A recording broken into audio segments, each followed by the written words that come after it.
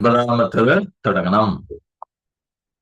അപ്പോ നേരത്തെ സൂചിപ്പിച്ചു, ഈ 7-ാമത്തെ അധ്യായം മുതൽ 12-ാമത്തെ അധ്യായം വരെ അത് തദ് എന്ന ആ ശബ്ദത്തിനെ കുറിച്ചുള്ള വിവരണങ്ങളാണ് നേരത്തെ സൂചിപ്പിച്ചിട്ടുണ്ട് അല്ല. തദ് തദ് എന്ന് പറഞ്ഞാൽ ബ്രഹ്മത്തെ കുറിച്ചാണ് പറയുന്നത് എന്ന് പറഞ്ഞു. അപ്പോ ഈ അധ്യായങ്ങളിലൊക്കെ ബ്രഹ്മസാക്ഷാത്കാരത്തിനും ആ ബ്രഹ്മത്തെ, ആ തദ് അല്ലെ, അതിനെ സാക്ഷാത്കരിക്കാനുള്ള പലതരത്തിലുള്ള ഉപാസനകളാണ് വിവരിച്ചിരിക്കുന്നത്. അതുകൊണ്ടാണ് ഈ 6 അധ്യായങ്ങൾക്ക് ഉപാസനാ കാണ്ഡം കൂടി പറയാറുണ്ട്. ഉപാസനാ കാണ്ഡം എന്ന് പറയാറുണ്ട്.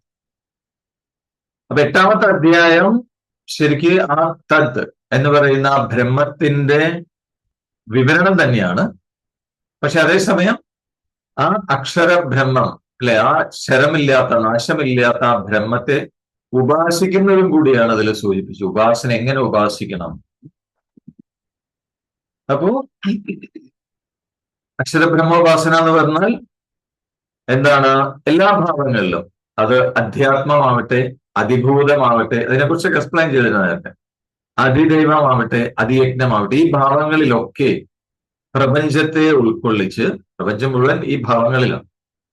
അതിലൊക്കെ തന്നെ ഈ പ്രപഞ്ചം മുഴുവനും തന്നെ ആ പരമകാരണമായ ബ്രഹ്മം, അക്ഷരമായിരിക്കുന്ന ബ്രഹ്മം, അതിനെ കണ്ട് ഉപാസിക്കുന്നതാണ് അക്ഷരബ്രഹ്മോപാസന എന്ന് പറഞ്ഞത്. അക്ഷരം എന്ന് പറഞ്ഞാൽ ക്ഷരമില്ലാത്തത്, നാശമില്ലാത്തത്.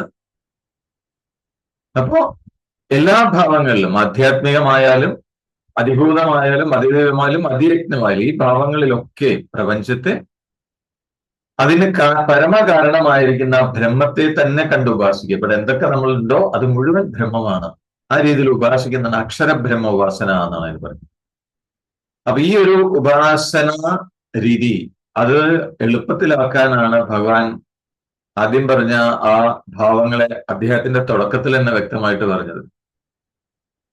അപ്പൊ ഉപാസന ചെയ്യുന്നതോടുകൂടി ആ ബ്രഹ്മഭാവം ഉറക്കാൻ തുടങ്ങും. പിന്നെ ആ ബ്രഹ്മസ്മരണയില് അല്ലെ, ആ ഉപാസന ചെയ്ത് ആ ബ്രഹ്മഭാവം ഉറക്കിപ്പോ ആ ഓർമ്മയോടുകൂടി, ബ്രഹ്മത്തെക്കുറിച്ചുള്ള സ്മരണയോടുകൂടി ശരീരം വെടിയുന്ന ആള് ബ്രഹ്മത്തെ പ്രാപിക്കും എന്ന് ചോദിച്ചു. ഇനി ഈ പറഞ്ഞ ആ നിർഗുണ ബ്രഹ്മഭാവത്തില് എത്താൻ സാധിച്ചില്ലെങ്കിലോ എന്ത് ചെയ്യാം?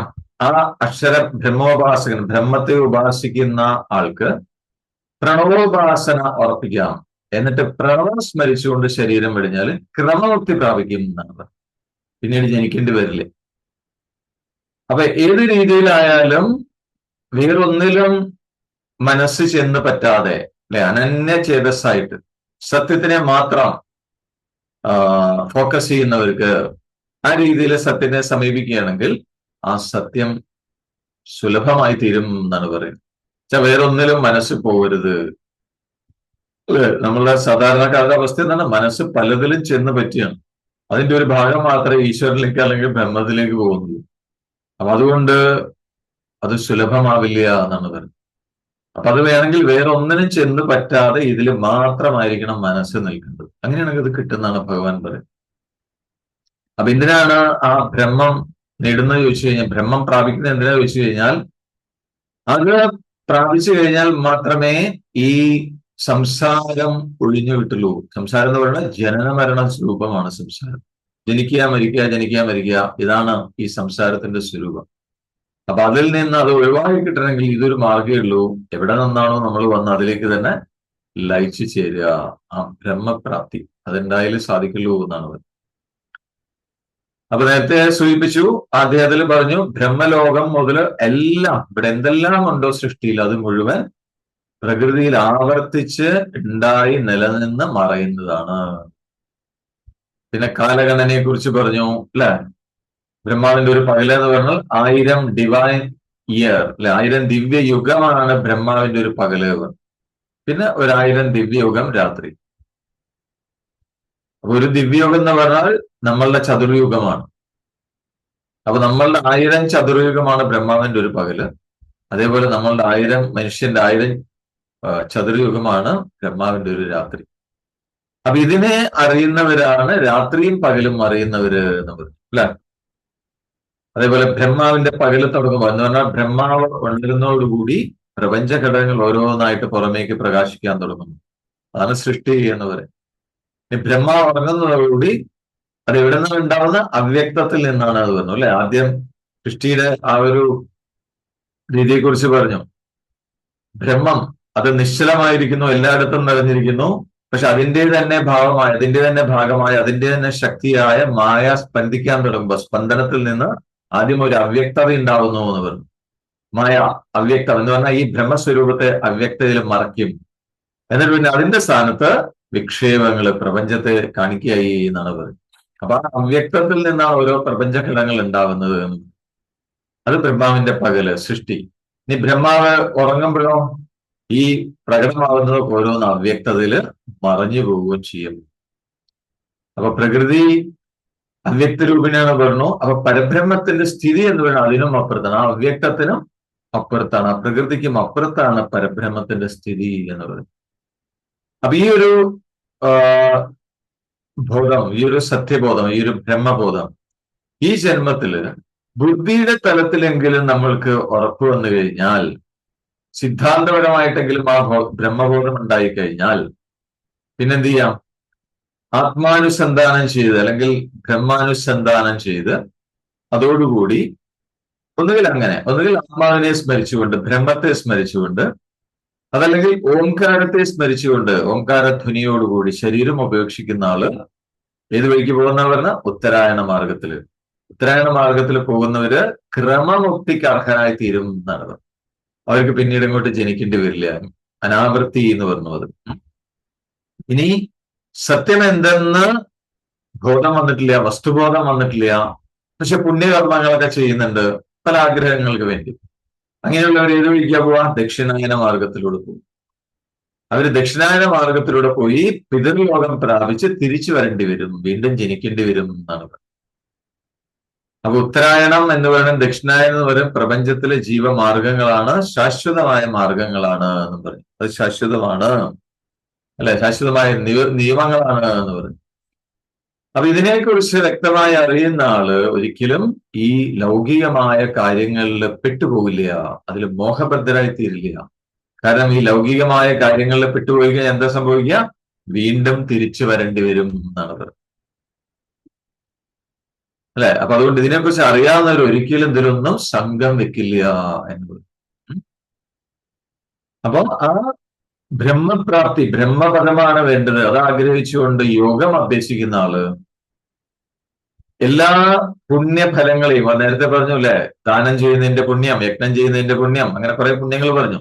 എല്ലാ പുണ്യഫലങ്ങളെയും കടന്നു നിൽക്കുന്ന, എല്ലാറ്റിനും അതീതമായ ആനന്ദം അനുഭവിക്കും. എന്നിട്ട് ആ സത്യവുമായി അവർ ഏകീഭവിക്കും എന്ന് പറഞ്ഞു. ബ്രഹ്മപ്രാപ്തി ആഗ്രഹിച്ചുകൊണ്ട് യോഗം അഭ്യസിക്കുന്ന ആൾ. അതുകൊണ്ട് അർജുനനോട് കൃഷ്ണൻ പറയുന്നത് എന്താണ്? നീ നിന്റെ സ്വധർമ്മം അനുഷ്ഠിക്കുമ്പോ തന്നെ, യുദ്ധമാണ് അർജുനന്റെ സ്വധർമ്മം, യുദ്ധം ചെയ്യുമ്പം തന്നെ എന്ത് വേണം, എങ്ങനെ ചെയ്യണം? യോഗയുക്തനായിട്ട് അല്ലെ, ബ്രഹ്മപ്രാപ്തി നേടാനായിട്ട് നിരന്തരമായി യോഗം അഭ്യസിക്കണം എന്നാണ് പറയുന്നത്. എന്റെ സ്വധർമ്മം അനുഷ്ഠിക്കുകയും വേണം, ഒപ്പം ആ യോഗം അഭ്യസിക്കുകയും വേണം. അതിനെക്കുറിച്ച് പറഞ്ഞു. പിന്നെന്താണ്? അപ്പൊ ഈ അധ്യായത്തിന് അക്ഷര ബ്രഹ്മയോഗം എന്താ കാരണം ചോദിച്ചു കഴിഞ്ഞാൽ, ആ ക്ഷരമല്ല, നാശമില്ലാത്ത ബ്രഹ്മത്തെ കുറിച്ചുള്ള വിവരണം ഇതിനകത്ത് അടങ്ങിയിട്ടുണ്ടായിരുന്നു. പിന്നെ ആ ബ്രഹ്മത്തെ എങ്ങനെ ഉപാസിക്കണം, അക്ഷരബ്രഹ്മോപാസന എങ്ങനെ വേണ്ടത്, അതിനെക്കുറിച്ച് പറഞ്ഞു അല്ലെ. എല്ലാം അത് തന്നെയാണ് എന്നുള്ള രീതിയിൽ കാണാം. അതുകൊണ്ടാണ് ഈ അധ്യായത്തിന് അക്ഷരബ്രഹ്മയോഗം എന്ന പേര് പറയാനുള്ള കാരണം എന്നുള്ളത്. അതാണ് കഴിഞ്ഞ അധ്യായത്തില് ഇത്രയും കാര്യങ്ങളാണ് നമ്മൾ ഡിസ്കസ് ചെയ്തത്. ഇനി അടുത്ത അധ്യായത്തിലേക്ക് കിടക്കണം. നവമോധ്യായ രാജവിദ്യ രാജഗുഹ്യയോഗ. അടുത്ത 9-ാമത്തെ അധ്യായം. 9-ാമത്തെ അധ്യായത്തിൽ എന്താ പറയുന്നത്? രാജ്യവിദ്യ എന്ന് പറയുന്നത്. രാജ്യവിദ്യയാണ് ഇതിനെക്കുറിച്ച് പറയാൻ പോകുന്നു. എന്താണ് ഈ രാജ്യവിദ്യ? രാജ്യവിദ്യ എന്ന് പറഞ്ഞാൽ വിദ്യകളിൽ രാജാവാണ്, അതാണ് രാജ്യവിദ്യ. ഗുഹ്യം എന്ന് പറഞ്ഞാൽ സീക്രട്ട്, രഹസ്യം. രാജഗുഹ്യം എന്ന് പറഞ്ഞാൽ രഹസ്യങ്ങളിൽ വെച്ച് രാജാവാണ്, അതീവമായ രഹസ്യമാണ്. അതുകൊണ്ടാണ് ഇത് രാജവിദ്യ രാജഗുഹ്യയോഗം എന്ന് പറയുന്നത്. അപ്പൊ 8-ാമത്തെ അധ്യായത്തില് ആ ബ്രഹ്മത്തിന്റെ, അക്ഷരബ്രഹ്മത്തിന്റെ സഗുണോപാസന കൊണ്ട് നേടാവുന്ന ക്രമമുക്തി, അതിനെക്കുറിച്ച് പ്രധാനമായിട്ട് പറഞ്ഞു 8-ാമത്തെ അധ്യായം. പക്ഷേ എന്താണ്, ഇവിടെ വെച്ച് തന്നെ, ഈ ജന്മത്തിൽ തന്നെ, ശരീരത്തിൽ ഇരിക്കുമ്പോ തന്നെ ജ്ഞാനമാർഗത്തിലൂടെ ജ്ഞാനം നേടി എല്ലാം ബ്രഹ്മമാണ് എന്ന വിജ്ഞാനം, അനുഭവം നേടിക്കഴിഞ്ഞാൽ അതാണ് പൂർണ്ണമായിട്ടുള്ള ബ്രഹ്മപദ പ്രാപ്തി എന്നാണ്. മറ്റത് ക്രമമുക്തിയാണ്, ശരീരം വിട്ട ശേഷമാണ് അത് ഉണ്ടാകുന്നത്. അതേസമയം ജ്ഞാനമാണ് നമ്മൾ ആശ്രയിക്കുന്നത്, ജ്ഞാനത്തെയാണ് ആശ്രയിക്കുന്നതെങ്കിൽ എന്താ സംഭവിക്കുക? ജ്ഞാനത്തെ ആശ്രയിച്ചു കഴിഞ്ഞാൽ, അത് ഉറച്ചു കഴിഞ്ഞാൽ സർവം ബ്രഹ്മമായി, ഇതെല്ലാം ബ്രഹ്മമാണ്. അത് അനുഭവത്തിലേക്ക് വരും. അതാണ് വിജ്ഞാനം. സർവം ബ്രഹ്മമയം എന്ന വിജ്ഞാനം ഉണ്ടാവും എന്ന് പറഞ്ഞാൽ അനുഭവം ഉണ്ടാവും. ആ അനുഭവമാണ് പൂർണ്ണമായിട്ടുള്ള ബ്രഹ്മപ്രാപ്തി എന്ന് പറയുന്നത്. അപ്പൊ 7ാമത്തെ അധ്യായത്തില് ഇതെങ്ങനെ നേടാമെന്നുള്ളതിനെ കുറിച്ച് പറയും. ഇങ്ങനെ ജ്ഞാനമാർഗം എന്ന് പറഞ്ഞാൽ വിചാരമാർഗം, ആത്മവിചാരം ചെയ്യും, ബ്രഹ്മവിചാരം ചെയ്യും, ബ്രഹ്മാനുസന്ധാനം. അപ്പൊ അത് നേടാനുള്ള വിചാരമാർഗം, എങ്ങനെ വിചാരം ചെയ്യണം, അതിന്റെ അനുഭവം എങ്ങനെ ഇരിക്കും എന്നുള്ളതിനെ കുറിച്ചൊക്കെ കുറെയൊക്കെ വിവരിച്ചു കഴിഞ്ഞു 7ാമത്തെ അധ്യായം. പക്ഷെ എന്നാലും അത് വീണ്ടും വീണ്ടും ആവർത്തിച്ച് പറഞ്ഞാലേ നമുക്ക് പൂർണ്ണമായിട്ട് മനസ്സിലാക്കാൻ കഴിയുള്ളൂ. അപ്പൊ അതുകൊണ്ട് ഈ 9ാമത്തെ അധ്യായത്തില് ആ ജ്ഞാന വിജ്ഞാനം അതിനെ തന്നെ ഒന്നുകൂടി ഡീറ്റെയിൽ ആയിട്ട് പറയണ ഭഗവാൻ, വിവരിക്കാൻ തുടങ്ങുകയാണ് എന്നാണ് പറയുന്നത്. അപ്പൊ അതിൽ പറയുന്നത് ഇതാണ്, ഈ ജ്ഞാനവിജ്ഞാനം അതിവിടെ ഈ തൽക്കാലമായിട്ടുണ്ടായ ഈ ശരീരത്തില് വെച്ച് തന്നെ പൂർണ്ണമായും ബ്രഹ്മം നേടാൻ, ബ്രഹ്മപ്രാപ്തിക്ക്, ബ്രഹ്മസാക്ഷാത്കാരത്തിന് പ്രയോജനം ചെയ്യുന്നതാണ് ഈ ജ്ഞാനവിജ്ഞാനത്തെ കുറിച്ചുള്ള വിവരണം. അതുകൊണ്ട് തന്നെ ഇത് വിദ്യകളുടെ രാജാവാണ് എന്നാണ് പറയുന്നത്. മനസ്സിലായി? ജ്ഞാനവിജ്ഞാനം അത് വിവരിച്ച് അത് ശ്രദ്ധാപൂർവം നമ്മൾക്ക് ഗ്രഹിക്കാൻ സാധിച്ചു കഴിഞ്ഞാൽ ഈ താൽക്കാലികമായി ഈ ശരീരം തൽക്കാലമാണോ അല്ലെ? ഇതുമായി ബന്ധപ്പെട്ട കർമ്മങ്ങൾ അവസാനിച്ച് ഈ ശരീരം നശിച്ചു പോകും.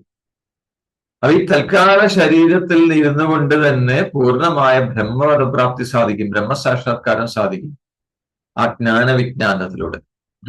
അപ്പൊ അതുകൊണ്ട് ഈ വിദ്യ, ഈ 9ാമത്തെ അധ്യായത്തിൽ പറയാൻ പോകുന്ന ഈ വിദ്യ വിദ്യകളുടെ രാജാവാണ് എന്നാണ് പറയുന്നത്. അതേപോലെ തന്നെ ഇത് വളരെ രഹസ്യങ്ങളുടെ രഹസ്യമാണ്, അതീവ രഹസ്യമാണ്. അതുകൊണ്ട് രഹസ്യങ്ങളുടെ രാജാവാണ്. അതുകൊണ്ടാണ് ഇതിന് രാജവിദ്യ രാജഗുഹ്യ യോഗം എന്ന പേര് പറഞ്ഞത്. അപ്പൊ ഇതിൽ തുടക്കത്തിൽ തന്നെ ഭഗവാൻ പറയാൻ പോകുന്നത്, ഈ അധ്യായത്തില് ഞാൻ എന്താണ് പറയാൻ പോകുന്നത് അതിനെക്കുറിച്ചാണ് 1ാമത്തെ ശ്ലോകത്തിൽ ഭഗവാൻ പറയുന്നത്. 1ാമത്തെ ശ്ലോകം ചൊല്ലിക്കൊള്ളൂ.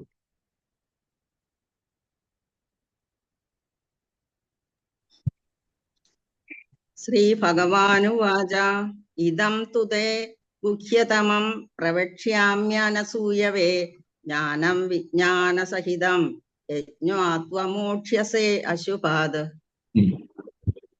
അതില് ഭഗവാൻ പറയുന്ന 1ാമത്തെ ശ്ലോകത്തില് ശ്രീ ഭഗവാനുവാച ഇദം തു തേ ഗുഹ്യതമം പ്രവക്ഷ്യാമ്യനസൂയവേ ജ്ഞാനം വിജ്ഞാനസഹിതം യജ്ഞാത്വ മോക്ഷ്യസേ അശുഭാത്. മോക്ഷ്യസേ അശുഭാത്, അശുഭങ്ങളിൽ നിന്ന് മോക്ഷം കിട്ടും എന്നാണ് പറയുന്നത്. എങ്ങനെയാണെങ്കിൽ യജ്ഞാത്വ, ഏതൊന്ന് ജ്ഞാത്വ അറിഞ്ഞാലാണോ, എന്തിനെ അറിഞ്ഞാലാണോ അശുഭാത് മോക്ഷ്യസേ. അശുഭം എന്ന് പറയുന്നത് കർമ്മവാസനയാണ് ഉദ്ദേശിക്കുന്നത്. കാരണം കർമ്മവാസനയാണല്ലോ നമ്മളെ ഇവിടെ പിടിച്ചു നിർത്തുന്നത്. അപ്പൊ ഏതൊന്ന് അറിഞ്ഞാലാണോ അശുഭങ്ങളിൽ നിന്ന്, കർമ്മവാസനകളിൽ നിന്ന് പൂർണ്ണമായിട്ട് നിനക്ക് രക്ഷപ്പെടാൻ സാധിക്കുക, മോചിക്കാൻ കഴിയുക. ഇതം ഗുഹ്യതമം ജ്ഞാനം തു, അങ്ങനെയുള്ള അങ്ങേയറ്റം രഹസ്യമായ ജ്ഞാനം. ജ്ഞാനം എന്ന് പറയുന്നത് ആ സത്യത്തെക്കുറിച്ചുള്ള ബോധം, വസ്തുബോധം. അതിനെ വിജ്ഞാനസഹിതം എന്ന് പറഞ്ഞാൽ അനുഭവ സ്വരൂപത്തോടൊപ്പം അനസൂയവേത്ത് എന്ന് പറഞ്ഞാൽ അറിയാൻ ആഗ്രഹമുള്ള നിനക്ക് പ്രവക്ഷ്യമേ ഞാൻ പറഞ്ഞു തരാന്ന് പറയാം. എന്ന് പറഞ്ഞാൽ ഏതൊരു ജ്ഞാനം കിട്ടിയാലാണോ, അല്ലെങ്കിൽ ഏതൊന്നിനെ അറിഞ്ഞാലാണോ ഈ കർമ്മവാസനയിൽ നിന്ന് നിനക്ക് പൂർണ്ണമായിട്ട് രക്ഷപ്പെടാൻ സാധിക്കുക, അല്ലെങ്കിൽ കർമ്മവാസനകളെ പൂർണ്ണമായിട്ടും ഇല്ലാതാക്കാൻ സാധിക്കുക, അങ്ങനെയുള്ള അങ്ങേയറ്റം രഹസ്യമായ സത്യബോധം, അതിനെ നിനക്ക് ഞാൻ പറഞ്ഞുതരാം. എങ്ങനെ പറഞ്ഞുതരാം? അനുഭവ സ്വരൂപത്തോടുകൂടി, അനുഭവിച്ചറിയിപ്പിച്ചു തരാം എന്നാണ് പറയുന്നത്. അനുഭവ സ്വരൂപത്തോടൊപ്പം അറിയാൻ ആഗ്രഹമുള്ള നിനക്ക് ഞാൻ ഉപദേശിക്കാം, പറഞ്ഞു തരാം എന്ന് പറയുന്നത്. പ്രവക്ഷ്യാമ്യനസൂയവേ, അപ്പൊ ഇവിടെ അനസൂയാണ്, അസൂയയില്ലാത്തവനാണ്. അനസൂയ എന്ന് പറഞ്ഞാൽ അസൂയയില്ലാത്തവൻ. അപ്പൊ ആരാണ് ഇവിടെ അസൂയയില്ലാത്തവള്? എന്തുകൊണ്ടാണ് അസൂയയില്ലാത്തവള് എന്ന് പറയാൻ കാരണം? കാരണം ഇവിടെ അറിവിന്റെ ലോകം അല്ലെങ്കിൽ അറിവിന്റെ വാതിലുകൾ മനഃപൂർവം അടച്ചു കളയാത്ത സത്യാന്വേഷി ജിജ്ഞാസുവാണ് അസൂയയില്ലാത്ത ആള് എന്നാണ്. എന്താണ് ഈ മനഃപൂർവ്വം അടച്ചു കളയാത്തതെന്ന് പറയാനുള്ള കാരണം? എങ്ങനെയുള്ളപ്പോഴാണ് നമ്മള് അറിവിന്റെ കവാടം മനഃപൂർവ്വം അടച്ചു കളയാം? അങ്ങനെയുള്ള ഒരു അസൂയുള്ളവര് എന്ന് പറയും. അപ്പൊ എങ്ങനെയാണ് അടയ്ക്കുക ചോദിച്ചു കഴിഞ്ഞാൽ, ഈ ഒരു ധാരണ ഞാൻ എന്തൊക്കെയോ എനിക്ക് മനസ്സിലായിട്ടുണ്ട്, കുറെ കാര്യങ്ങളൊക്കെ എനിക്ക് അറിയാം, പക്ഷേ അതിന് വ്യക്തമായ തെളിവുകളോ യുക്തിയോ അനുഭവമോ ഒന്നും പറയാനും പറ്റില്ല. അതേസമയം താൻ എന്തൊക്കെയോ ധരിച്ചു വെച്ചിട്ടുണ്ട്, അല്പജ്ഞാനത്തിൽ ഉറച്ചു നിന്ന് ഓരോ കാര്യങ്ങൾ പ്രഖ്യാപിക്കും. എന്ന് മാത്രമല്ല, യഥാർത്ഥത്തിൽ അറിവുള്ളവർ പറയുന്നത് കേൾക്കാൻ സമ്മതിക്കൂല. അവരാണ് അറിവിന്റെ നേരെ അസൂയുള്ളവര് എന്നാണ് പറയുന്നത്. മനസ്സിലായോ? എന്ന് പറഞ്ഞാൽ എനിക്ക് എന്തെങ്കിലും അറിയാം, നീ ഒന്നും പറഞ്ഞു തരേണ്ട കാര്യമില്ല എന്നുള്ള ആറ്റിറ്റ്യൂഡിൽ ഇരിക്കുന്ന ആളുകൾ, അവരാണ് നോളേജിനോട്, അറിവിന്റെ നേരെ അസൂയുള്ളവർ അവരാണ് എന്നാണ് പറയുന്നത്.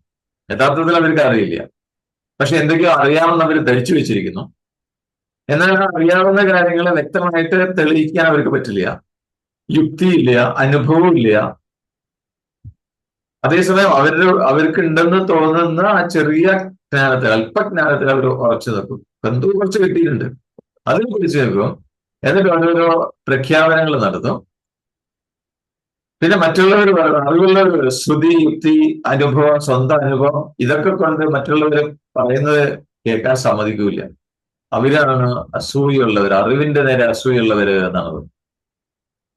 അപ്പൊ ഭഗവാൻ ഗീതയില് ഈ ഒരു കാര്യം ആവർത്തിച്ച് പറയേണ്ടത് എന്താന്ന് പറയുന്നത്, ഇങ്ങനെയുള്ള അസൂയാലുക്കളോട് ഈ ബ്രഹ്മത്തെ കുറിച്ച് ചർച്ച ചെയ്യാനേ പാടില്ല എന്നാണ് ഭഗവത്ഗീതയിൽ ആവർത്തിച്ച് പറയുന്നത്. മനസ്സിലായോ? ആരാണ് അസൂയുള്ളവർ? മനസ്സിലായി? എനിക്കൊക്കെ അറിയാം അല്ലെ, നീ ഒന്നും പറഞ്ഞു തരണ്ട എന്നുള്ള ഭാവമുള്ളവരോട് ഇതിനെക്കുറിച്ച് പറയരുത് എന്നാണ് പറയുന്നത്. എന്ന് ഭഗവാൻ ആവർത്തിച്ച് പറയുന്നുണ്ട്.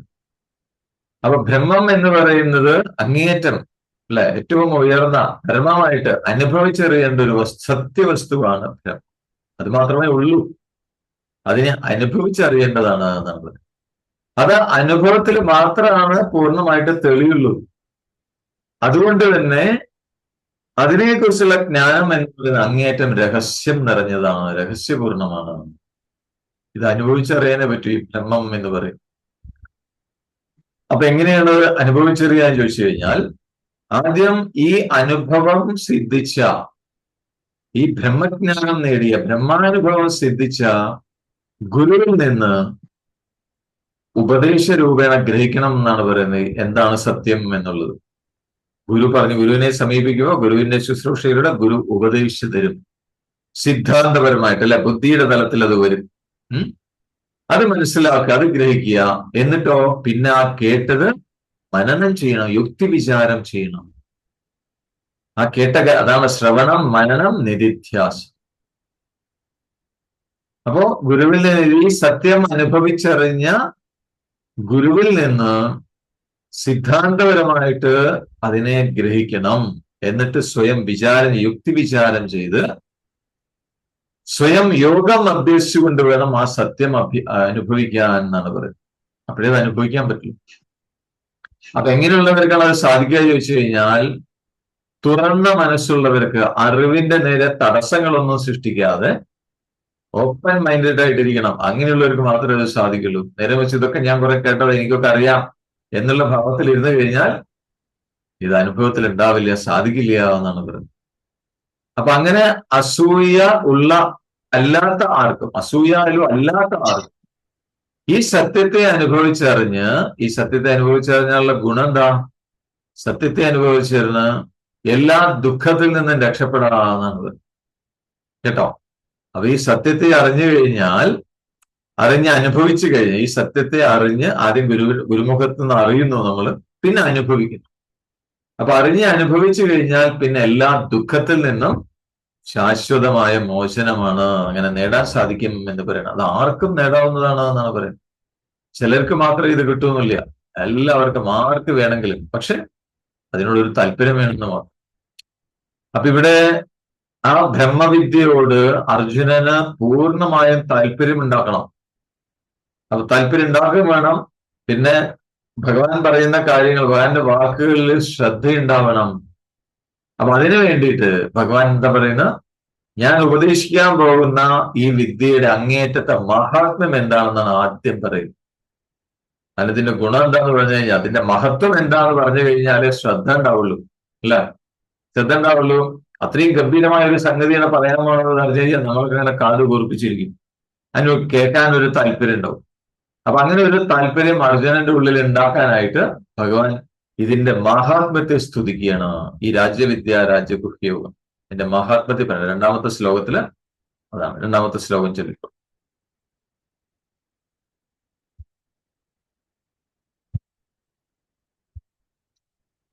അൺമ്യൂട്ട് ചെയ്യൂ, കേൾക്കണില്ല. അൺമ്യൂട്ട് ചെയ്തിട്ട് പറയും. അൺമ്യൂട്ട് ചെയ്തിട്ട് ചൊല്ലൂ.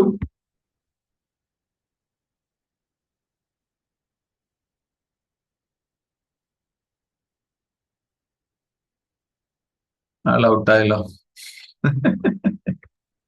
ഓക്കെ, പോയോ? പോയി പോയി പോയി. ടീച്ചർ ചൊല്ലിക്കോളൂ. നെറ്റ് കട്ടായതോ? രാജവിദ്യാ രാജഗുഹ്യം പവിത്രമിദമുത്തമം പ്രത്യക്ഷാവഗമം ധർമ്മ്യം സുസുഖം കർത്തുമവ്യയം. അതിന്റെ മഹാത്മ്യമാണ് പറയുന്നത് രണ്ടാമത്തെ ശ്ലോകത്തില്. എന്താണ്? രാജവിദ്യ രാജഗുഹ്യം പവിത്രമിദം ഉത്തമം പ്രത്യക്ഷാവഗമം ധർമ്മ്യം സുസുഖം കർത്തും അവ്യയം. അതാണ് തുടക്കത്തിലേ പറയാം. ഇതം എന്ന് പറഞ്ഞാൽ ഈ ജ്ഞാനം. എങ്ങനെയുള്ള ജ്ഞാനം? വിജ്ഞാനത്തോടുകൂടിയ ഈ ജ്ഞാനം. അത് രാജവിദ്യയാണ് എന്ന്. രാജവിദ്യ എന്ന് പറഞ്ഞാൽ വിദ്യകളുടെ രാജാവാണ് എന്ന് പറയും. വിജ്ഞാനത്തോടുകൂടിയുള്ള ഈ ജ്ഞാനം രാജവിദ്യയാണ്, വിദ്യകളുടെ രാജാവാണ്. പിന്നെയോ രാജഗുഹ്യമാണ് എന്ന് പറഞ്ഞാൽ രഹസ്യങ്ങളിലെ രഹസ്യമാണ്, രഹസ്യങ്ങളുടെ രാജാവാണ് എന്ന് പറയുന്നു. പിന്നെയോ പവിത്രമാണ്, ഒട്ടും തന്നെ കളങ്കമില്ലാത്തതാണ് എന്ന് പറയാം, പവിത്രമായതാണ്. പിന്നെ അതിന്റെ മഹാത്മ്യം എന്താ? ഉത്തമമാണ്, ജീവിതത്തിൽ നേടാവുന്നതിൽ ഏറ്റവും ശ്രേഷ്ഠമായ നേട്ടമാണിത് എന്നാണ്. പിന്നെയോ പ്രത്യക്ഷാവഗമം, നേരിട്ട് അനുഭവിക്കാവുന്നതാണ്, നേരിട്ട് അനുഭവിക്കാൻ പറ്റുന്നതാണ്. ധർമ്മ്യമാണ് എന്ന് പറഞ്ഞാൽ പൂർണ്ണമായും ധർമ്മത്തിൽ അധിഷ്ഠിതമാണിത്. പിന്നെയോ കർത്തും സുസുഖം എന്ന് പറഞ്ഞാൽ പരിശീലിക്കാൻ വളരെ എളുപ്പമുള്ളതാണ് എന്നാണ് പറയുന്നത്. ഈ വിദ്യ, ആത്മവിദ്യ പരിശീലിക്കാൻ വളരെ എളുപ്പമാണെന്ന് പറയും. അവ്യയമാണ്. എന്താണ് അവ്യയം? ഇതൊരിക്കൽ കിട്ടിക്കഴിഞ്ഞാൽ പിന്നെ ഒരിക്കലും നഷ്ടപ്പെടില്ല, അതിൽ കുറവ് വരില്ല, നഷ്ടപ്പെടില്ല എന്ന് പറയും. അല്ലെ? അതാണ് ഇതിൽ പറയാൻ പോകുന്നത്. ഇതിന്റെ മഹത്വം പറയുന്നത് അങ്ങനെയാണ്. എന്ന് പറഞ്ഞാൽ ഇത് വിജ്ഞാന സഹിതമായ ഈ ജ്ഞാനം വിദ്യകളുടെ രാജാവാണ്, രഹസ്യങ്ങളിലൊക്കെ രഹസ്യമാണ്, ഒട്ടും തന്നെ കളങ്കം പിരളാത്തതാണ്. പിന്നെ ജീവിതത്തിൽ നേടാവുന്നതിൽ വെച്ച് ഏറ്റവും ശ്രേഷ്ഠമായ നേട്ടമാണ്. അല്ലെ? യോഗവാസിഷ്ടം കേട്ടുകഴിഞ്ഞപ്പോഴും ശ്രീരാമൻ പ്രഖ്യാപിക്കുന്നുണ്ടല്ലേ, ആത്മജ്ഞാനാൽ പരം നാസ്തി എന്നാണ് പറയുന്നത്. ആത്മജ്ഞാനത്തിന് അപ്പുറത്ത് വേറെ ഒന്നുമില്ല എന്നാണ് പറയുന്നത്. വേറെ ഒന്നും നേടാനില്ല എന്ന് ശ്രീരാമൻ പ്രഖ്യാപിക്കുന്നുണ്ട് യോഗവാസിഷ്ടം ഉപദേശിച്ച് കിട്ടിയപ്പോ. അതുപോലെ ഇതിൽ ഭഗവാൻ തന്നെ പറയുകയാണ്, ജീവിതത്തിൽ നേടാവുന്ന വെച്ച് അങ്ങേയറ്റം ശ്രേഷ്ഠമായൊരു നേട്ടമാണ് ഈ ബ്രഹ്മജ്ഞാനം എന്ന് പറയും. പിന്നെയോ അത് നേരിട്ട് അനുഭവിക്കാൻ സാധിക്കുന്നതാണ്, നേരിട്ട് അനുഭവിക്കാൻ സാധിക്കുന്ന വരും. പിന്നെ മാത്രമല്ല പൂർണ്ണമായ ധർമ്മത്തിൽ അധിഷ്ഠിതമാണ് ഈ ജ്ഞാനം എന്ന് മാത്രമല്ല പ്രാക്ടീസ് ചെയ്യാൻ വളരെ എളുപ്പമാണ്, പരിശീലിക്കാൻ വളരെ എളുപ്പമാണ്. ഇനി പരിശീലിച്ചത് കിട്ടിക്കഴിഞ്ഞാലോ, ഒരിക്കൽ കിട്ടിക്കഴിഞ്ഞാൽ പിന്നെ ഒരിക്കലും നഷ്ടപ്പെടില്ല എന്ന്, പോവില്ല ഇത്. അതാണ് ഇതിന്റെ മഹാത്മ്യം. ആദ്യം തന്നെ വിവരിക്കാൻ അതിൻ്റെ ഉള്ളിൽ ഒരു താല്പര്യം ഉണ്ടാക്കാനല്ല. ഇത് കേട്ട് കഴിഞ്ഞപ്പോ നമുക്കും തോന്നിയില്ലേ ഉള്ളിലൊരു താല്പര്യം? ഇത് തിരക്കട്ടില്ലല്ലോ, അങ്ങനെയാണെങ്കിൽ ഇത് കിട്ടണമല്ലോ, അല്ലെ? തോന്നിയില്ലേ? കിട്ടണമല്ലോ തോന്നി. അതേപോലെ ഒരു ഉത്സാഹം, ഒരു താല്പര്യം അർജുനൻ്റെ ഉള്ളിൽ ഉണ്ടാക്കാൻ വേണ്ടിയിട്ടാണ് തുടക്കത്തിൽ ഇങ്ങനെ പറഞ്ഞത് രാജവിദ്യ രാജഗുഹ്യം. അപ്പോ എന്തുകൊണ്ടാണ് വിദ്യയുടെ രാജാവ് എന്ന് പറയാനുള്ള കാരണം ചോദിച്ചു കഴിഞ്ഞാൽ, ഈ സത്യം എന്ന് പറയുന്നത് അനുഭവത്തോടു കൂടിയിട്ടുള്ള വസ്തുബോധമാണ്, സത്യബോധമാണ്. അത് വിദ്യയുടെ രാജാവാണ്. അതുപോലെ രഹസ്യങ്ങൾ വെച്ചൊക്കെ രഹസ്യമാണ്. അപ്പൊ ഇതെങ്ങനെ നേടാൻ പറ്റുമെന്ന് ചോദിച്ചു കഴിഞ്ഞാൽ, ഇവിടെ ഉള്ള വസ്തു ഒന്ന് മാത്രമേ ഉള്ളൂ. വസ്തു ഒന്നേ ഉള്ളൂ. സ്വല്പം പോലും ഇവിടെ പലതില്ല. പലത് കാണുന്നത് ഭ്രമമാണ്. ഇത് വിചാരം ചെയ്ത്, പിന്നെയോ യോഗബലം കൊണ്ട്, യോഗം പരിശീലനം കൊണ്ടും അനുഭവിച്ചറിയുന്നതാണ് ഈ വസ്തുബോധം എന്ന് പറയുന്നത്. അല്ലെ, ആത്മവിചാരം ചെയ്ത് അനുഭവിച്ചറിയേണ്ടതാണ് ഈ വസ്തു. അപ്പൊ ഇങ്ങനെ ഒരു സത്യം തെളിഞ്ഞു കിട്ടിക്കഴിഞ്ഞാൽ, വസ്തുബോധം അനുഭവിച്ചറിഞ്ഞു കഴിഞ്ഞാൽ, പിന്നെ ഉള്ളിലൊരു തിരിച്ചറിവ് വരും. എന്താണ്? ഇനി ഒന്നും അറിയേണ്ടതായിട്ടില്ല. കാരണം എല്ലാ സംശയങ്ങളും അതോടുകൂടി തീർന്നു. ഇതാണ് അറിയേണ്ടത് യഥാർത്ഥത്തിൽ. അപ്പൊ ഏതൊന്നിനെ അറിഞ്ഞാലാണോ ഇനിയൊന്നും അറിയേണ്ടതായിട്ടില്ല എന്നുള്ള അനുഭവം ഉണ്ടാവുന്നത്, അതാണ് ഈ വസ്തുബോധം, ഈ സത്യം എന്ന് പറയുന്നത്. അപ്പൊ ഇത് അനുഭവപ്പെട്ട് കഴിഞ്ഞാൽ പിന്നെ ഇനി ഒന്നും അറിയേണ്ടതായിട്ടില്ല ആ വ്യക്തിക്ക്. അത് ഒരു സംശയമില്ലാത്ത രീതിയിൽ ഉറപ്പുവരും ഉള്ളില് എന്നാണ്. കാരണം വിദ്യയുടെയൊക്കെ ലക്ഷ്യം എന്ന് പറയുന്നത് എന്താണ്?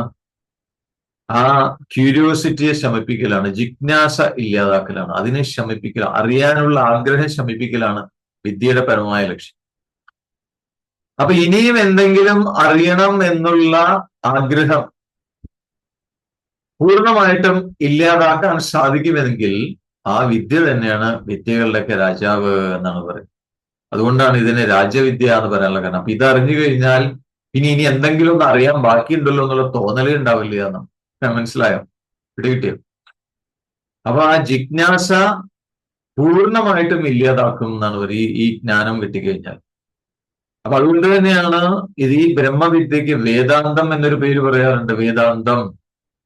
അപ്പൊ ഏതർത്ഥത്തിലാണ് ഇതിനെ വേദാന്തം എന്ന് പറയുന്നത്? വേദാന്തം പറഞ്ഞാൽ വേദങ്ങളെ പറഞ്ഞ അറിവ്, വേദം എന്ന് പറഞ്ഞ അറിവ്, അന്തം എന്ന് പറഞ്ഞ അവസാനം. അപ്പൊ ഈ ബ്രഹ്മവിദ്യ എന്ന് പറയുന്നത് അറിവിന്റെ അവസാനമാണ്. ഇതിന്റെ അപ്പുറത്ത് വേറെ അറിവുകളൊന്നുമില്ല. അതാണ് വേദാന്തം, അറിവിന്റെ അവസാനം. അപ്പൊ ഈ ജഡദൃശ്യങ്ങളായിട്ട് നമ്മൾ എന്തൊക്കെ ഇവിടെ കാണുന്നുണ്ടോ, പല രൂപത്തില്, പല പേരുകളിൽ എന്തൊക്കെ നമ്മൾ കാണുന്നുണ്ട് ഈ പ്രപഞ്ചം, അതിന്റെ രഹസ്യമാണ്, അതിന്റെ പരമമായ രഹസ്യമാണ്. എല്ലാ വിദ്യകളും തെരഞ്ഞുകൊണ്ടിരിക്കുന്നത് ഇതിന്റെ രഹസ്യമാണ്, ഈ പ്രപഞ്ചത്തിന്റെ രഹസ്യം. അല്ലെ? ശരിയല്ല? ഇപ്പോ മോഡേൺ സയൻസ് അതും അനലൈസ് ചെയ്ത് കണ്ടുപിടിക്കുന്ന ശ്രമിക്കുന്നത് തന്നെയാണ്. പദാർത്ഥങ്ങളെയൊക്കെ അനലൈസ് ചെയ്ത് എവിടുന്നുണ്ടായി, ഇതൊക്കെ അങ്ങനെ അതിന്റെ രഹസ്യം തെരഞ്ഞുകൊണ്ടിരിക്കുകയാണ് സയൻസ്. പക്ഷെ സയൻസിന്റെ അവസ്ഥ എന്ന് പറയുന്നത് അത് അനലൈസ് ചെയ്ത് മുന്നോട്ട് പോയി പഠനം നടത്തി മുന്നോട്ട് പോയിക്കൊണ്ടിരിക്കുകയാണ്. പക്ഷെ ചില പോയിന്റിലേക്ക് എത്തി നിൽക്കുന്നുണ്ട്. പക്ഷെ അവിടെ എത്തിയിട്ടും ഇനിയും എന്തോ അവശേഷിക്കുന്നുണ്ട് എന്നുള്ള ഒരു അനുഭവമാണ്, ഒരു തീരുമാനത്തിലാണ് അവർ നിൽക്കുന്നത്. അല്ലെ? ശരിയല്ല? ഇനിയും എന്തോ നമ്മുടെ ബാക്കി നിൽക്കുന്നുണ്ട്. ശാസ്ത്രം അങ്ങനെയാണ്, പൂർണ്ണമായിട്ട് അതിനെ പിടികിട്ടിയില്ല ഈ സത്യത്തെക്കുറിച്ച്. അതുകൊണ്ട് അന്വേഷിച്ച് ഏതാണ്ടൊക്കെ അതിന്റെ അടുത്തെത്തിയിട്ടുണ്ട്. പക്ഷെ ഇനിയും ബാക്കി എന്തോ ഇനിയും കണ്ടുപിടിക്കാനുണ്ട് എന്നുള്ള തീരുമാനത്തിലാണ് അവർ നിൽക്കുന്നത്. പക്ഷേ ഈ രഹസ്യം, പരമമായിട്ടുള്ള ഈ രഹസ്യം അന്വേഷിക്കുന്ന ഒരു സത്യാന്വേഷി, ആ സത്യാന്വേഷിയെ ഈ വേദാന്തം രണ്ട് കൈ നീട്ടി മാടി വിളിക്കുകയാണ്, സ്വാഗതം ചെയ്യുന്നു എന്ന് പറയും സത്യാന്വേഷികളെ. കാരണം അത് വിവരിക്കുന്ന ഈ വസ്തുബോധം, അതിനെ ഒന്ന് ശ്രദ്ധയോടെ കുറച്ചൊന്ന് കേൾക്കാനാണ് അവര്. അത് കേട്ട് കഴിഞ്ഞിട്ടോ വിചാരം ചെയ്ത് അത് ആദ്യം ഒന്ന് കേൾക്കൂ, അത് പറഞ്ഞിട്ടാണ് വിളിക്കുന്നത്. ഈ പറയും ഇതിന്റെ വിവരണം ഒന്ന് കേൾക്കൂ, എന്നിട്ട് ആ കേട്ടതിനെ ഒന്ന് വിചാരം ചെയ്യൂ, മനനം ചെയ്യൂ, എന്നിട്ട് മനസ്സിനെ ഫോക്കസ് ചെയ്യൂ, എന്നിട്ട് അതൊന്ന് അനുഭവിക്കാൻ പ്രയത്നിക്കൂ എന്നാണ് പറയുന്നത്. കാരണം അത് അനുഭവിച്ചു കഴിഞ്ഞാൽ രഹസ്യമാണ് എന്ന് പറഞ്ഞ് മാറ്റി നിർത്തുന്ന, തള്ളിക്കളയുന്ന എല്ലാറ്റിന്റെ രഹസ്യം അതോടെ മാറി ആ സത്യം സൂര്യനെ പോലെ പുറത്തു വരും എന്നാണ് പറയുന്നത്. അപ്പൊ ഇനി ഈ ഒരു ശാസ്ത്രത്തെ ഇനിയും നിങ്ങൾ ശ്രദ്ധിക്കുന്നില്ലെങ്കിൽ, അവഗണിക്കുകയാണെങ്കിൽ ജീവിതത്തിന്റെ രഹസ്യം ഒരിക്കലും തെളിഞ്ഞു കിട്ടില്ല. കാരണം ഇവിടെ സത്യം ഒന്നേ ഉള്ളൂ, വസ്തു ഒന്നേ ഉള്ളൂ. അതാണ് അദ്വൈത ബ്രഹ്മം എന്നത്. അതിനെ അറിയാനുള്ള മാർഗവും ഒന്ന് മാത്രമേ ഉള്ളൂ. എന്താണ് മാർഗം? മനസ്സിനെ ഉള്ളിലേക്ക് തിരിക്കുക, ഏകാഗ്രമാക്കുക. അന്തർമുഖമായ മനസ്സിന്റെ ഏകാഗ്രതയാണ് അതിന്റെ മാർഗം എന്നത്. പുറത്തന്വേഷിച്ച് കിട്ടില്ല. അപ്പോ ഇത് രണ്ടും അറിഞ്ഞ് അനുഷ്ഠിച്ചു കഴിഞ്ഞാൽ ഈ സൃഷ്ടിയുടെ ഈ നിലനിൽപ്പിന്റെ പരമമായ രഹസ്യം തെളിഞ്ഞു കിട്ടും. അത് പ്രഖ്യാപിക്കലാണ് വേദാന്തം എന്ന് പറയുന്നത്. പ്രഖ്യാപിക്കുന്ന ശാസ്ത്രമാണ് വേദാന്തം. അതുകൊണ്ട് തന്നെ ഇത് രഹസ്യങ്ങളിൽ വെച്ചൊക്കെ മഹാരഹസ്യമാണ്. അങ്ങേയറ്റം പവിത്രമാണ് ഈ ബ്രഹ്മജ്ഞാനം. കാരണം നമ്മളുടെ മനസ്സിലുണ്ടാവുന്ന എല്ലാ ചിത്തദോഷങ്ങൾക്കും എല്ലാ മാലിന്യങ്ങൾക്കും കാരണം എന്ന് പറയുന്നത് എന്താ? രണ്ടുണ്ട്, പലതുണ്ട് എന്നുള്ള തോന്നലാണ്. അല്ലെ? രണ്ടുണ്ട് എന്നുള്ള തോന്നല്. ഒന്നായ നിന്നേഹ രണ്ടെന്നു കണ്ടളവിൽ ഉണ്ടായ ഒരു ഇണ്ടൽ. അപ്പൊ നമ്മുടെ മാനസികമായിട്ട് ശാരീരികമായിട്ടുള്ള എല്ലാ പ്രശ്നങ്ങൾക്കും കാരണം രണ്ടുണ്ട് എന്നുള്ളതാണ്. അപ്പോ എവിടെയും തന്നിലും പുറത്തും എല്ലായിടത്തും ഉള്ള വസ്തു ഒന്ന് മാത്രമാണ്. അപ്പൊ ഒന്ന് മാത്രമേ ഉള്ളെങ്കിൽ പിന്നെ ഉള്ളില് മാലിന്യങ്ങൾ ഉണ്ടാവില്ല. ചിത്തകളങ്കം അതോടുകൂടി നീങ്ങിപ്പോകുന്നതാണ് പറയുന്നത്. അപ്പൊ അവിദ്യ എന്ന് പറയുന്നത് ഇതൊക്കെ വേറെ വേറെയാണ്. ആ ഭേദദൃഷ്ടിയാണ് അവിദ്യ. അപ്പൊ ഈ അവിദ്യയെ പൂർണ്ണമായും തുടച്ചു നീക്കുന്നതാണ് വിദ്യ. അതാണ് ബ്രഹ്മവിദ്യ. ഈ അവിദ്യയെ പൂർണ്ണമായിട്ട് മാറ്റുന്ന വിദ്യയാണ് ബ്രഹ്മവിദ്യ. അതാണ് അതിന്റെ പവിത്രത എന്ന് പറയുന്നത്. അപ്പൊ ഏതൊരു ലക്ഷ്യം പ്രാപിച്ചു കഴിഞ്ഞാൽ, ഏതൊരു ലക്ഷ്യം നേടിക്കഴിഞ്ഞാലാണോ പൂർണ്ണമായിട്ടുള്ള ശാന്തിയും സംതൃപ്തി ഇതൊക്കെ നമ്മൾക്ക് അനുഭവിക്കാനായിട്ട് സാധിക്കുക, അതായിരിക്കണം ജീവിതത്തിന്റെ ലക്ഷ്യം എന്നാണ് പറയുന്നത്. അതായിരിക്കണം ജീവിതത്തിന്റെ പരമായ ലക്ഷ്യം.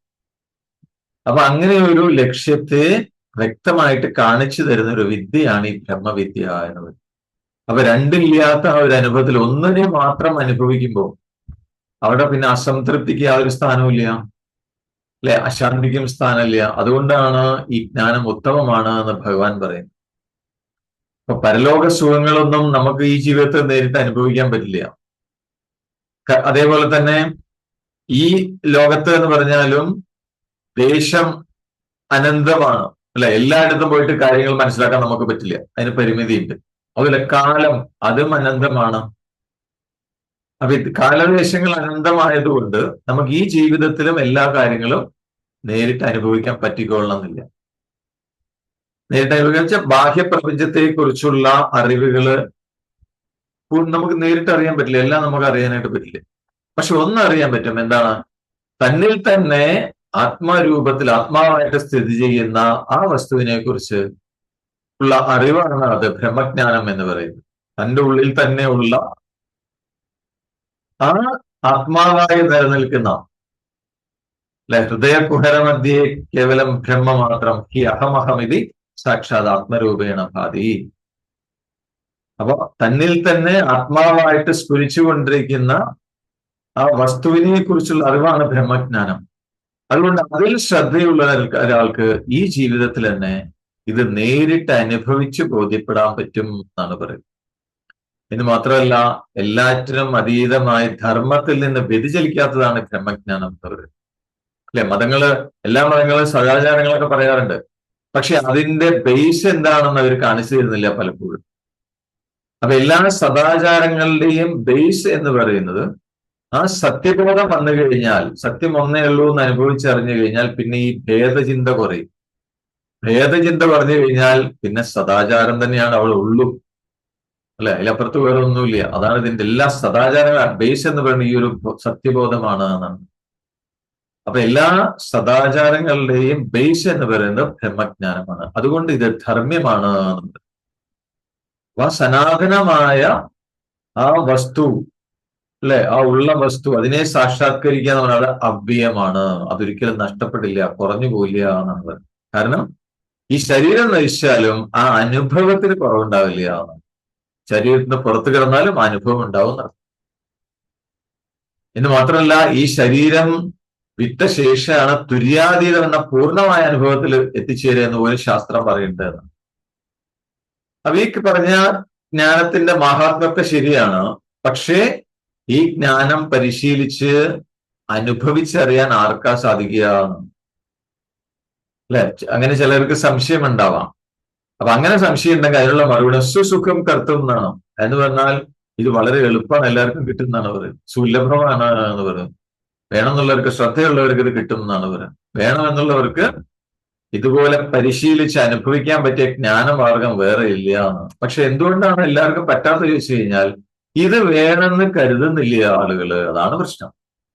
അല്ലെ? സ്വാമി വിവേകാനന്ദൻ ശ്രീരാമകൃഷ്ണ പരമഹംസരോട് ചോദിച്ചു, അങ്ങ് ഈശ്വരനെ കണ്ടിട്ടുണ്ടോ എന്ന് ചോദിച്ചപ്പോ ശ്രീരാമകൃഷ്ണ പരമഹംസൻ എന്താ പറഞ്ഞ മറുപടി പറഞ്ഞത് എന്താണ്? കണ്ടിട്ടുണ്ടോ എന്ന്. ഞാൻ നിന്നെ കാണുന്നതിനേക്കാൾ വ്യക്തമായിട്ട് കണ്ടുകൊണ്ടിരിക്കുന്നു എന്നാണ് ഭഗവാൻ പറഞ്ഞത്. എന്ന് മാത്രമല്ല, നിനക്ക് വേണമെങ്കിൽ കാണിച്ചു തരാൻ പറ്റുമെന്ന് പറഞ്ഞു. എന്നിട്ട് പറഞ്ഞു, പക്ഷെ ആർക്ക് വേണം ഈശ്വരനെ? അത് വേണമെന്ന് ആഗ്രഹമുള്ളവർ വളരെ കുറവാണ്. ഇവിടെ ലോകത്തിൽ മറ്റു പലതും ആഗ്രഹിച്ച് അതിന്റെ പിന്നാലെ പണിയെടുത്ത് ഓടി നടക്കാൻ ആളുകളുണ്ട്. പക്ഷെ ഈശ്വരനെ വേണം എന്ന് കരുതുന്ന എത്ര പേരുണ്ട് എന്ന് ചോദിക്കാം. അതേപോലെയാണ് ഇവിടെ ഇത് വേണമെന്ന് ഉറപ്പിക്കുന്ന ആൾക്കാരധികം ഇല്ല എന്നാണ്. അതാണ് ബുദ്ധിമുട്ട്. അപ്പൊ സത്യം ഒന്നാണ്, വസ്തു ഒന്നേ ഉള്ളൂ. ഇത് വിചാരം ചെയ്ത് അറിയാൻ നമുക്ക് ആർക്കും പണം കൊടുക്കേണ്ട ആവശ്യമില്ല. പണച്ചെലവൊന്നുമില്ല ഇതിനും. ഉണ്ടോ? നമുക്ക് വേറെ എന്തൊക്കെ ലൗകികമായ സുഖം അനുഭവിക്കണമെങ്കിലും പൈസ ചെലവുണ്ട്. ശരിയല്ലേ? ഇപ്പൊ ഒരു പട്ടുമെത്തയിൽ കിടന്നുറങ്ങണം എന്നുണ്ടെങ്കിൽ ആ പട്ടുമെത്ത വാങ്ങിക്കാനുള്ള കാശ് കൊടുക്കണം. പൈസ കൊടുത്താലേ കിട്ടുള്ളൂ. നല്ലൊരു വീട് കെട്ടി അതിനുള്ള സുഖമായിട്ട് താമസിക്കണമെങ്കിൽ പൈസ ചെലവാക്കണം. പക്ഷേ അതിൽ നിന്നൊക്കെ കിട്ടുന്നതിനേക്കാൾ എത്രയോ ഉയർന്ന ഒരു സുഖം, ആനന്ദമാണ് ഈ ബ്രഹ്മജ്ഞാനം, ബ്രഹ്മാനുഭൂതി എന്ന് പറയുന്നത്.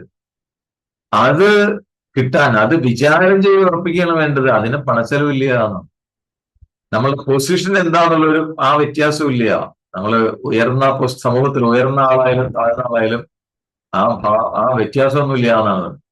ജാതി ഇതിനൊരു പ്രശ്നമല്ല, മതം ഇതിനൊരു പ്രശ്നമല്ല, ചെയ്യുന്ന തൊഴിൽ ഇതിനൊരു തടസ്സമല്ല, സ്ത്രീ പുരുഷൻ അങ്ങനെയുള്ള വ്യത്യാസമൊന്നും ഇതിനില്ല, പ്രായഭേദമില്ല. പ്രായമായിട്ട് വയസ്സായിട്ട് ഇതിലേക്ക് വരാൻ പറ്റുമോ അങ്ങനെയൊന്നും വിചാരിക്കേണ്ട ആവശ്യമില്ല. ചെറുപ്പക്കാർക്കും ഇത് കിട്ടും. മനസ്സിലായോ? അതുകൊണ്ടാണ് ഇത് ആചരിക്കുന്നതിൽ അതിന്റെ സുഖം സുസുഖത്വം എന്ന് പറയുന്നതാണ്. അപ്പൊ ഇതൊക്കെയാണ് ബ്രഹ്മവിദ്യയുടെ മഹാത്മ്യം എന്നാണ് പറയുന്നത്. അപ്പൊ അത്രയ്ക്ക് മഹാത്മ്യമുള്ളതാണ് ഈ ബ്രഹ്മവിദ്യ. പക്ഷെ ഇത് പല ആളുകളും വേണമെന്ന് വിചാരിക്കുന്നില്ല, ഇതിൽ ശ്രദ്ധിക്കുന്നില്ല എന്നാണ് പറയുന്നത്. അങ്ങനെ ശ്രദ്ധിക്കാത്തവരുടെ ഗതി എന്താണ്? അവരുടെ ഗതി എന്ന് പറഞ്ഞാൽ അവർക്ക് ഒരിക്കലും ജീവിതത്തിൽ സത്യം എന്താണെന്ന് അവർക്ക് തെളിഞ്ഞു കിട്ടില്ല. അതുകൊണ്ട് തന്നെ ജീവിതത്തിലെ ദുഃഖം അവർക്ക് അവസാനിക്കൂല എന്നാണ്. ഇതാണ് ഭഗവാൻ അടുത്ത ശ്ലോകത്തിൽ പ്രഖ്യാപിക്കാൻ പോകുന്ന. അത് നമുക്ക് നാളെ നോക്കാം. അതിനെക്കുറിച്ച് നമ്മൾ നാളെ ഡീറ്റെയിൽ ആയിട്ട് നമ്മൾ നോക്കാം. Okay, right. കണ്ണുകൾ അടച്ചു വെക്കൂ. Close your eyes. കണ്ണുകൾ അടഞ്ഞിരിക്കുന്നു. നട്ടെല്ലും നിവർന്നിരിക്കട്ടെ. ദീർഘമായ ശ്വാസം എടുക്കാം. സാവകാശം പുറത്തേക്ക് ഇടാം. കൈകൾ അയഞ്ഞിരിക്കുന്നു, തോളുകൾ അയഞ്ഞിരിക്കുന്നു. മുഴുവൻ ശ്രദ്ധയും തന്നിൽ തന്നെ. ബി വിത്ത് യുവർസെൽഫ്.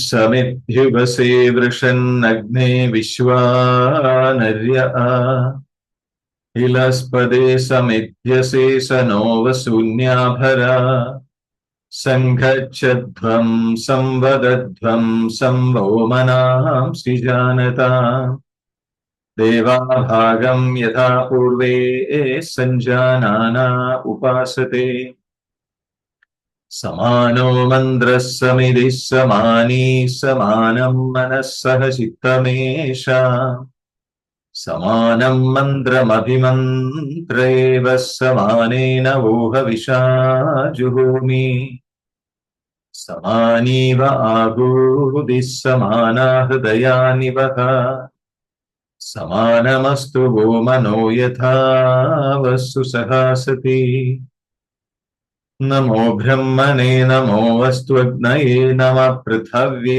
നമഃ ഓഷധീഭ്യഃ നമോ വാചേ നമോ വാചസ്പതയേ നമോ വിഷ്ണവേ ബൃഹദേ കരോമി. ഓം ശാന്തി ശാന്തി ശാന്തി.